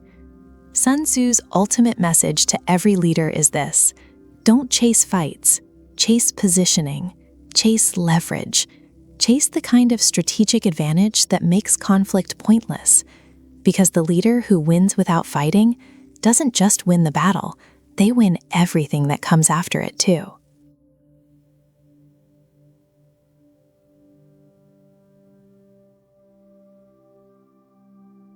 Most people hear the word leader and they think power, authority, control, the person who gives orders and everyone falls in line.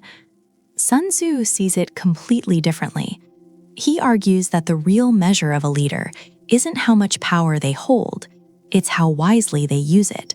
And there's a huge gap between the two. A huge gap. Sun Tzu lays out 5 qualities that define a great leader: wisdom, sincerity, benevolence, courage, and strictness. And it's no accident that wisdom comes first. Not courage, not toughness, not aggression. Wisdom.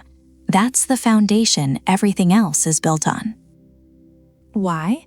Because without wisdom, courage becomes recklessness. Without wisdom, strictness becomes tyranny. Without wisdom, even sincerity can be exploited.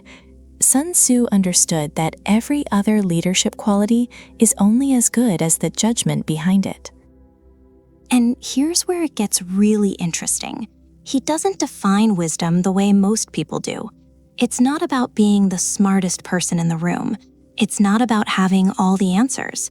Sun Tzu argues that wisdom is the ability to read situations accurately, to see what others miss, to know when to act, and just as importantly, when to do nothing.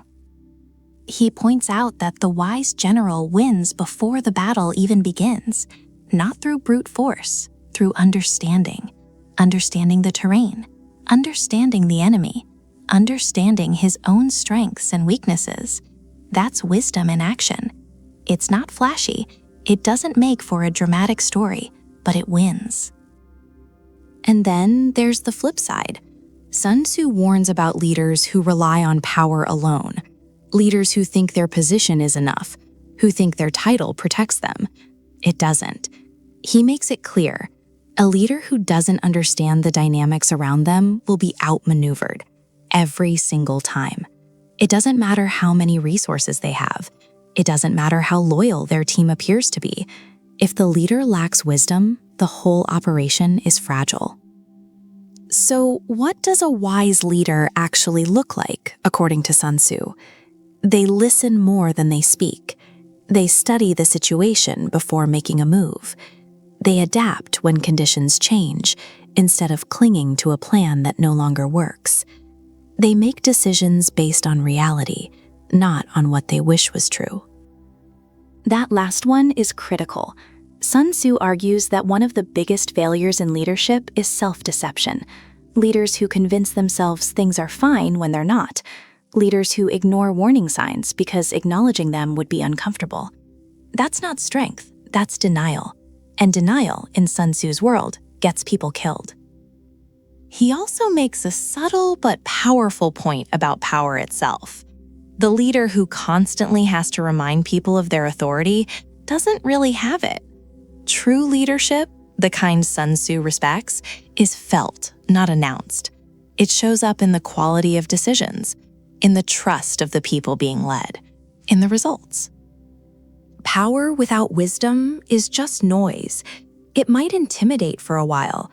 It might even produce short-term results, but it doesn't last. Sun Tzu is crystal clear on this. The leader worth following isn't the one with the loudest voice or the biggest title. It's the one who sees clearly when everyone else is confused. That's wisdom, and that's where real leadership begins.